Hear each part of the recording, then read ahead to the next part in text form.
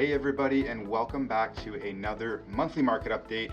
I'm Nick with the Daymond Realty Group, and today we're going to be covering the general real estate activity that happened in the month of January, some interesting statements that were made by CMHC, and the overall average sales price and inventory levels in the areas that we work of Halton and Hamilton. If you haven't already and you enjoy these videos, I would really appreciate it if you could subscribe. It means a lot and it really helps out the channel. If you have any questions on anything that we go over or are looking to book an appointment with myself, you can actually just click on the link below. It's to book a direct discovery call with me, and we can go over anything that you might have in mind and hopefully get all of your questions answered. So with that being said, let's get into it. So January sales fell to the lowest level they've been since 1990.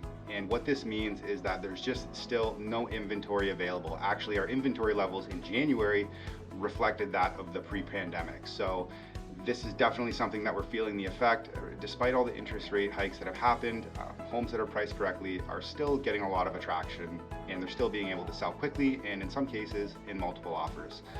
Sellers who have adjusted their pricing accordingly and are taking into account these interest rate hikes and looking at the actual statistics of how the average price has been affected in their area, as long as they're pricing their homes correctly, they're actually selling quickly and again with multiple offers. In some cases, this is something that we've noticed with offers that our clients have put out on homes over the past few weeks, and it's something that we've also experienced with some of our listings as well.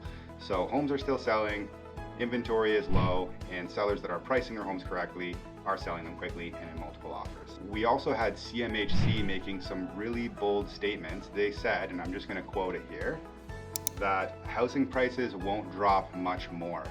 They feel like because of the lack of inventory that the prices are almost at their bottom.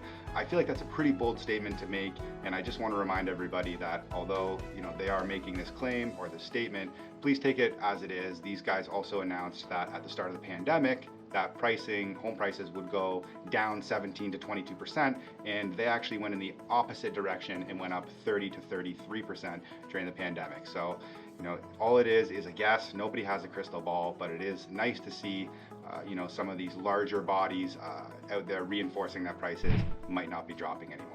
What we're seeing in Hamilton and Halton is most of the cities, their average prices are decreasing, and we've noticed a huge actually increase in sales for properties that are listed under $800,000.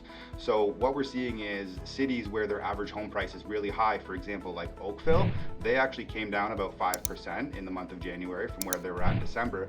But the city of Hamilton, because their average home price is actually at $750,000, they actually didn't experience an decrease at all in price. They stayed pretty much the same. I think it came down like 0.1%, so not really a big difference there. And we're seeing that. Hamilton, because of the price points, is very busy right now. We'll have to see what happens with this interest rate hike that they've just done. So the Bank of Canada did just nudge the interest rate up again in January as well, and because they did it on January 25th, we haven't really been able to tell what the effect of that is. So we're actually going to circle back to that next month, and in February, when we're doing that market report, we'll be able to have a much better understanding of how this interest rate hike actually affected the market. They decided to come up 0.25%, bringing the key interest rate to 4.5% total. So again, let's wait and see what happens here, and we're going to be sitting back watching, just gathering as much intel as we can. And once we get that, we're going to be really excited to let everybody here know our findings and put it on our next month's market report. Forward-looking statements, things that we're going to be looking out for in February is we're really going to be looking to see hopefully some more inventory coming to the market. There's just such a lack of it. It's been a problem. You guys know I bring this up every single month. Inventory. We need to see more of it. We're always in short demand, and I'm hoping that we can see a little bit of inventory coming up in February to help even things out a little bit. We're definitely going to be sitting back to see how the interest rate hike has affected things, and I'm going to be very interested to be watching and looking out for how the buying habits of consumers are shaping up with these new findings and these new interest rate hikes in place. Thanks everybody so much for watching. I really appreciate it. We'll catch you next month.